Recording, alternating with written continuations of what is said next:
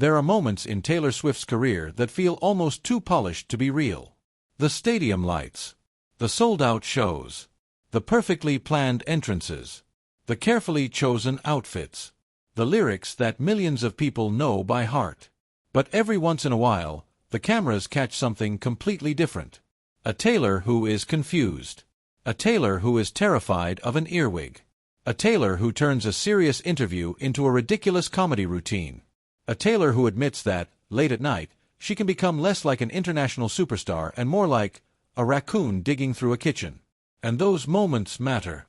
Because when you spend years watching Taylor Swift become one of the most recognizable people on the planet, it can be easy to forget that behind the stadium spectacle is someone who can still be incredibly silly, awkward, competitive, sarcastic, dramatic, and completely willing to make herself the joke.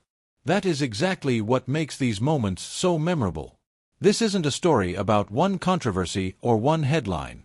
It's a look at the moments when Taylor stopped sounding like the untouchable superstar everyone expected her to be and simply became Taylor. And some of the stories in this collection are so strange that, if someone described them without video evidence, you might honestly think they had been made up. But they're all drawn from the supplied interviews and clips. There is Taylor describing what happens when she can't sleep. There is the aftermath of laser eye surgery. There is a disastrous car ride with a Rolling Stone journalist. There are brutally honest answers about dating. There is her fear of earwigs. There is the story of Ed Sheeran, a trampoline, and Taylor suddenly sounding like a 5-year-old. There are fans screaming so loudly that Taylor jokes they always talk about dying. And then there are the moments when Taylor turns criticism into one of her favorite creative fuels. So today, we're going through the funniest, strangest, most unexpectedly revealing moments from Taylor Swift's interviews and public appearances. And if you're a Swiftie who loves seeing the person behind the superstar, you're in exactly the right place. This is Taylor Timeline, where we don't just follow the headlines. We follow the little moments that reveal why Taylor's personality has connected with millions of people for so many years.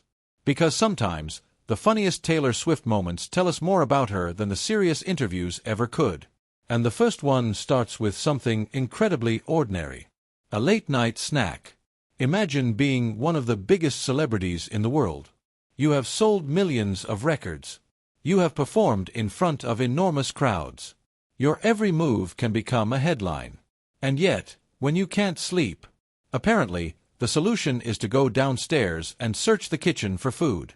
Taylor described her nighttime behavior in a way that instantly destroyed any image of celebrity perfection. She basically said that if she can't sleep in the middle of the night, she goes downstairs and rummages through the kitchen, eating whatever she can find. And then came the description that made the entire story even funnier. She compared herself to a raccoon in a dumpster. Not a glamorous midnight snack. Not an elegant cup of tea. Not some carefully prepared celebrity wellness routine. A raccoon. And that kind of self-deprecating humor is one of the reasons Taylor's interviews can feel so entertaining. She doesn't always try to make herself look perfect. Sometimes, she's perfectly happy making herself look ridiculous. And that same energy appeared again when the subject turned to her laser eye surgery. The interviewer knew something had happened. Taylor immediately wanted to know how they knew. Then the conversation moved toward the painkillers people are given after the procedure. And suddenly, the audience got another glimpse into the chaos happening behind closed doors. Taylor's mother had apparently recorded her after surgery. The resulting footage showed Taylor at home, finding a snack and becoming emotional over the experience. At one point, the banana became part of the situation. Taylor insisted that she wasn't asleep. Her mind was alive. And then came the warning, you don't fall asleep while eating a banana. It's a tiny moment. But that's the point. These aren't carefully rehearsed celebrity statements. They're strange little pieces of real personality. And Taylor seems particularly funny when she doesn't take herself too seriously. That quality becomes even more obvious when the conversation moves away from ordinary life and into one of her most unexpected public comedy moments. Because Taylor has occasionally been placed into situations where the joke is built around making her react. And sometimes, she reacts exactly the way you hope she will. One of the most unexpected moments in the source involves a family joke being transformed into a commercial. The premise revolves around teenage driving and the idea that parents aren't necessarily the safest drivers either. Taylor appears in the setup, And before long, the situation turns into something that feels less like a polished advertisement and more like a family prank. Then Taylor realizes there is a hidden camera involved. And suddenly she turns toward her mother. "Mom, get out." Because apparently, there are some things even Taylor Swift isn't willing to tolerate when she's trying to make a commercial. The funny part is how quickly the professional celebrity persona disappears. For a moment, this isn't Taylor Swift, global superstar. It's Taylor, annoyed that her mom is ruining the shot. And that's exactly the kind of contrast that makes these clips work. The bigger Taylor becomes, the more entertaining it is when she reacts like an ordinary person. That contrast appears again in a completely different setting. An awards show warning becomes a comedy exercise. Taylor is given a line involving Kanye West. The instruction is essentially to make sure she keeps Kanye from getting onto the stage. But instead of simply delivering the line, the moment turns into an experiment in how big her reaction should be. Bigger laugh. Then bigger. Then even bigger. Until the reaction becomes too much. And someone tells her she now looks crazy. Taylor's willingness to push the joke until it almost breaks is part of what makes her comedic timing work. She doesn't always need to be the straight person in the room. Sometimes, she's perfectly willing to take the joke and run with it. And then there are the moments when the costume itself becomes the joke. Some celebrity interviews are built around carefully selected questions. Others feel like someone accidentally opened the door to chaos. Taylor has participated in plenty of the second kind. In one clip, a ridiculous costume setup creates a completely different kind of energy. People are dancing. People are throwing themselves into the bit. And the whole thing becomes exaggerated and absurd. Taylor doesn't need to explain what is happening. The visual chaos does that for her. And then comes another classic Taylor strength, turning an ordinary disagreement into a dramatic story. This time, the subject is cookies. Someone had given Taylor cookies. Then Taylor got sick. And now there is a question. Were the cookies responsible? Taylor insists that she's not saying they definitely were. But she's also not completely willing to let them off the hook. The exchange becomes a miniature courtroom. Was it the cookies? Was it something else? Taylor repeatedly tries to clarify that she's not accusing the cookies, while simultaneously refusing to completely remove them from suspicion. And that contradiction is what makes it funny. She isn't delivering a polished celebrity answer. She's arguing over baked goods. It's ridiculous. And that's exactly why fans remember moments like this. Then the conversation takes another turn. Taylor is asked about British slang, and she starts listing expressions she has learned. Some of them are harmless. Some are colorful. And then she casually lands on one of the more blunt British insults. The reaction is immediate. Taylor clearly knows exactly what she just said. And instead of trying to make the moment more respectable, she laughs along with it. Again, it's the same Taylor pattern. Give her an unexpected situation, and she will often make it stranger. But perhaps one of the funniest examples comes from a gym. Because apparently Taylor Swift has some serious problems with comparing herself to other people at the gym. Taylor described walking into a gym and seeing a model on an elliptical. Not just using the machine. Apparently going incredibly fast. And somehow not even breathing heavily. Taylor's reaction? Essentially, you win. The story gets funnier because the model is not only exercising at an absurd speed, but is also approached by her boyfriend, and the two begin making out while she is still running. Taylor is watching all of this happen and seems completely defeated by the entire scene. It becomes a perfect example of how Taylor tells stories. She doesn't simply describe what happened. She performs the story. She builds the image. She gives you the exaggerated details. And suddenly, you aren't listening to a celebrity talk about exercise. You're watching Taylor Swift mentally surrender to a woman on an elliptical. Then the interviewer brings up photographs of Taylor leaving the gym. And Taylor is challenged over how she looks after working out. Her answer? She brings a change of clothes. Because, according to her, that's how she handles leaving the gym. The exchange is funny because Taylor refuses to accept the premise that there's anything strange about it. And this is something that comes up again and again throughout these interviews. Taylor is surprisingly willing to defend the weirdest little details about herself. But she's also capable of pushing back when people treat her like she needs special protection. That becomes clear in another moment involving public teasing. There is something interesting about the way Taylor talks about criticism and teasing. Because fame creates a strange problem. The bigger a celebrity becomes, the more people around them sometimes feel the need to protect them. But Taylor has made it clear that she doesn't necessarily want that.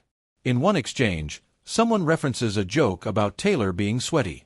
The joke had apparently been misunderstood by some people who believed it was offensive. Taylor's response was essentially that she wasn't offended. And then she made the point much more directly. People don't need to bubble wrap her in their minds as much as they do. That's a revealing comment. Because Taylor has spent much of her career being discussed, judged, criticized, analyzed, and sometimes misunderstood. Yet in this moment, she isn't asking everyone to treat her like a fragile person. She's saying she can take a joke. And that matters because humor becomes one of the ways Taylor controls her own image. If someone else is going to make her the punchline, she can make herself the punchline first. And that same attitude appears in one of the most chaotic stories in the entire source. A Rolling Stone profile. 2 car accidents. And a journalist who apparently wasn't expecting the interview to become a survival experience. Normally, when you hear about a major magazine profile, you imagine something polished. A journalist spends time with a celebrity. They talk about music. They talk about career. Maybe they go to rehearsals. Maybe they have dinner. Everything is controlled. Everything is documented. But Taylor's description of her Rolling Stone experience was considerably more chaotic. She explained that when Rolling Stone does a cover story, the journalist spends a significant amount of time with the subject. The journalist she was working with was Brian Hyatt. Taylor described him positively. She brought him along during her day. And at one point, she decided to drive him herself. That decision became important. Because Taylor said she got into 2 car accidents with him in the car. One, she said, was her fault. The other, she suggested, was not.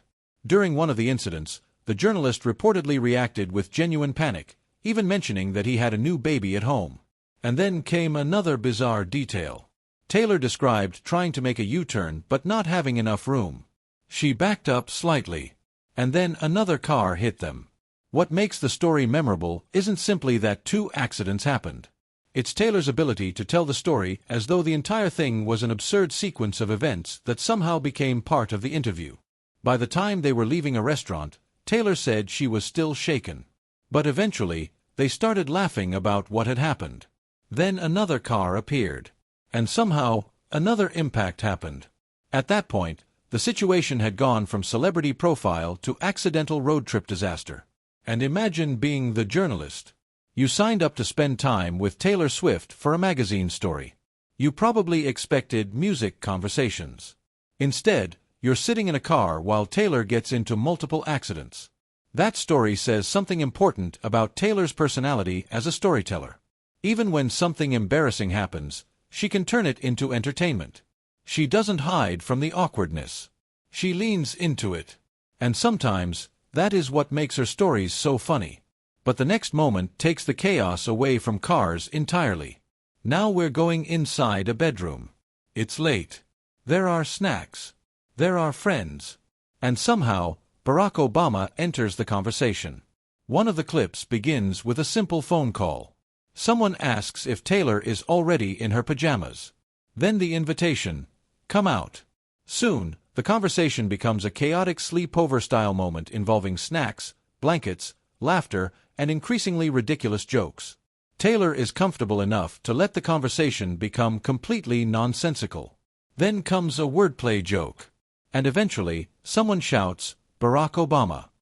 The entire thing sounds less like the life of a global superstar and more like friends hanging out at home and trying to make each other laugh. That contrast is important. Because celebrity culture often creates distance. We see Taylor on stage. We see Taylor at award shows.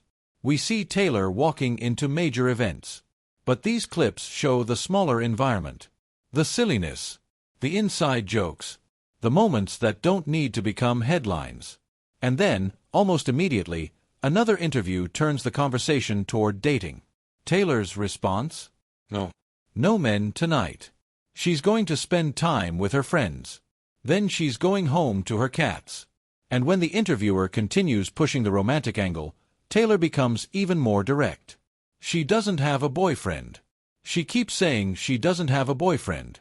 And she jokes that she sits by herself and watches Law and Order.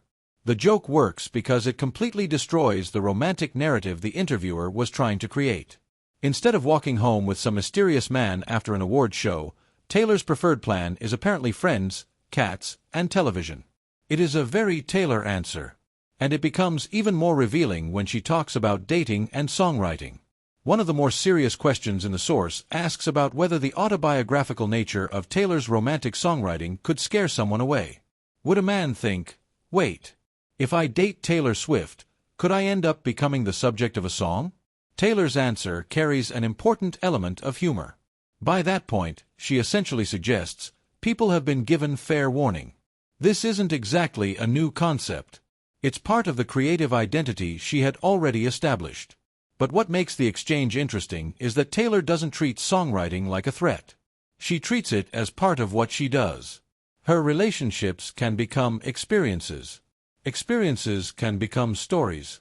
And stories can become songs. That connection between Taylor's life and her songwriting has been discussed endlessly, but the humor in this moment matters. Because Taylor understands the joke. She knows people are fascinated by the idea that a relationship with her could eventually become a lyric. And instead of pretending the conversation doesn't exist, she plays along with it. Then another fan-driven phenomenon enters the conversation. Friendship bracelets. And Taylor makes an interesting observation. She explains that fans had started making and trading friendship bracelets themselves. It wasn't originally something that had been commercially planned. It grew naturally from the fan community. And Taylor jokes that if it had been a marketing strategy, she would have invested in beads. That line is funny. But underneath it is something much more meaningful. Taylor recognizes the creativity of her fans. She understands that sometimes Swifties build traditions without being told to. And instead of trying to claim ownership over every part of the culture surrounding her, she seems amused and appreciative of what fans created themselves. That brings us to one of the most emotional moments in the source. Because Taylor doesn't just talk about loving her fans. She explains why. Taylor was asked about inviting fans to her home. Her explanation is one of the clearest examples in the source of how deeply she paid attention to the people supporting her. She wanted certain fans to hear the album before it came out. Not simply because they were famous. Not because they had a massive platform. She described them as people who had been incredibly dedicated, but whom she had never had the opportunity to thank in person. And she explained that she would go online and look through their Instagram pages, Tumblr accounts, Twitter accounts, and other posts. She watched them for months. Think about that for a second. At Taylor Swift's level of fame, fans can become an ocean of usernames. Millions of people. Millions of comments. Millions of posts. And yet Taylor described deliberately looking at individual fans online. That helps explain why her relationship with Swifties has always been such a major part of her public story. Then came the reaction. The fans who were invited apparently became so overwhelmed that one described the noise they made as almost inhuman. Another joked about needing an ambulance. Taylor laughed at the way her fans described their excitement in dramatic terms. She pointed out that fans often say things like they have died. And that is classic Swiftie behavior. Something happens. A surprise appears. A new announcement drops. And suddenly someone online is writing their own metaphorical obituary. But beneath the joke is genuine affection. Taylor wasn't simply mocking her fans. She was acknowledging the intensity of the connection. They care that much. And she notices. That fan connection becomes even more important when criticism enters the picture. Taylor has always had an unusual relationship with criticism. She doesn't pretend it doesn't exist. She doesn't always ignore it. And sometimes, she turns it directly into music. In one exchange, Taylor is asked why so many of her albums contain songs addressing people who criticize her. She admits she probably has that habit. Then comes the line that perfectly summarizes the relationship. When they stop coming for her, she'll stop singing to them. It's funny. It's confident. And it's also revealing. Because Taylor understands that criticism can become creative material. The people trying to bring her down can end up contributing to the story she tells. That doesn't mean every criticism becomes a song. But Taylor's answer captures a larger part of her public identity. She pays attention. She remembers. And she knows how to turn experiences into art. That same confidence appears in a much lighter moment involving a magazine review. She is presented with praise from major publications. The review describes 1989 as deeply weird, emotionally intense, enthusiastic, and unmistakably Taylor Swift, even while sounding different from what she had done before. Taylor's reaction? Physical excitement. She essentially admits she can't control her body when she hears something like that. And when asked whether she actually cares about reviews, she says yes. Of course she cares. Because everyone cares. That honesty is refreshing. A celebrity could easily give the expected answer, I don't read reviews. I don't care what critics think. I only make music for myself. But Taylor admits that praise matters. When major publications recognize your work, you're going to feel something. And then, somehow, the conversation turns toward bread. The conversation about the music video becomes unexpectedly ridiculous. Taylor imagines a little Parisian table, a loaf of bread, some grapes. The interviewer agrees. Taylor offers to bake the bread. Then comes the important question, can her bread actually appear in the music video? The answer is yes. And Taylor seems delighted. It's such a tiny detail, but it captures something important about the creative process. Taylor had written the song. She was directing the video. She had ideas about how the world of the song should look. And now she was apparently campaigning for her bread to become part of that world. Then she realizes something else. Who exactly was she waiting for to tell her no? If you're directing the video and wrote the song and developed the concept, maybe you can simply put the bread in it. The whole exchange becomes a miniature comedy sketch about creative control. But it also highlights something that became increasingly important in Taylor's career: ownership. The ability to shape the story. The ability to make the creative decisions. The ability to decide that, yes, the bread stays. And that confidence contrasts beautifully with another moment from the source. A time when Taylor was completely uncomfortable. Taylor talked about auditioning for roles in Les Miserables. She explained that there was a question about which character visually suited her and which character suited her vocal range. Then came the makeover plan. The team told her they wanted to alter her appearance. And suddenly, the idea involved painting her teeth brown. Then adding dark circles under her eyes. Essentially making her look exhausted and close to death. Taylor's reaction? This had immediately become a nightmare. The funniest part is the timing. She was apparently supposed to meet Eddie Redmayne while undergoing this transformation. So Taylor is imagining the introduction. And instead of meeting a co-star looking like Taylor Swift, she's meeting him with brown teeth and enormous circles under her eyes. It is exactly the kind of situation that can sound completely surreal when described later. But this moment also shows Taylor's willingness to laugh at an experience that, in the moment, was clearly uncomfortable. And that's another recurring theme here. She doesn't need every story to make her look cool. Sometimes the story is better because she looked ridiculous. And then comes perhaps the strangest beauty advice imaginable. Taylor is asked what she was doing before being shown how to become a cover girl. Her answer is bizarre: getting drunk with strangers at a bus station. Then the beauty lesson begins. Squint. Squint more. Pretend you're staring directly into the sun. Purse your lips. And don't simply walk. Apparently, cover girls trot. Like horses avoiding puddles. The entire routine gets more and more absurd. You have to look angry. But also pretty. You're angry because you're pretty. You're squinting. You're trotting. You're avoiding puddles. At this point, it has nothing to do with conventional beauty advice. It's a comedy performance. And Taylor commits to it. That commitment is one of the most underrated parts of her humor. She doesn't simply laugh at a joke. She will sometimes completely inhabit the ridiculous premise. And once she starts, there's no telling where the conversation is going to go.